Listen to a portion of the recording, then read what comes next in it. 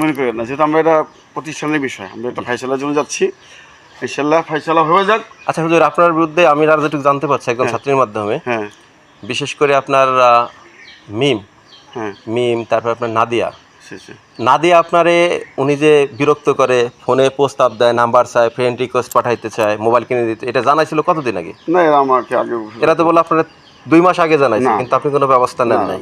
এটা ঠিক না। আচ্ছা স্যার, আমরা আরেকটা সঙ্গে বিষয়ে আমি সঙ্গে জানতে সঙ্গে চাই। করি ক্যামেরা, আমরা এই চেষ্টা যে করি যে হুজুরের উপরে যে অভিযোগটা আনছে, ইনি কি আপনার প্রতিষ্ঠানের শিক্ষক? না না, তাহলে উনি ক্লাসরুমে কিভাবে যায়? আমি ছিলাম না, আমি হলো পরীক্ষা হলে ছিলাম, আমি হলো পরীক্ষা দেখতে আসছি। উনি তো একই দিনে ঘটায় নাই, ঘটনা না, উনি এটা গত আগে উনি member 4 থেকে 5 মাস ধরে উনি ঘটাচ্ছে এটা। না না, এখন তো আসে না মাঝে, এখন তো ওই নাজিম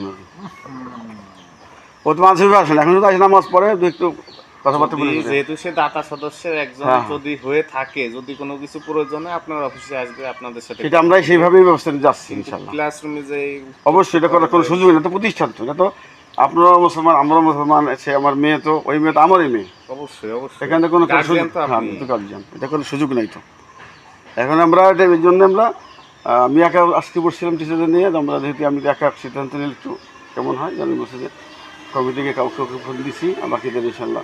নাজিমের বিরুদ্ধে তো আগে পরে এরকম অনেক কেলে যাই হোক, আমরা এই জন্যই বসতেছি ইনশাল্লাহ। আপনারা কতদিনের ভিতরে ব্যবস্থা সোমবারে নেবেন আপনারা? সোমবারে 10টার সময় বসে কথা বলছি। এটা তো একটা বিষয়, সেন্সিটিভ বিষয়, আমরা সেনসিটিভ বিষয় না, ঠিক আছে। একটা তো বেশি কথা বলতে দেরি হয়ে গেল। হুজুরের নাম কি হুজুর? ওনার আপনার? আমার নাম আব্দুল কাইয়ুম। আব্দুল কাইম।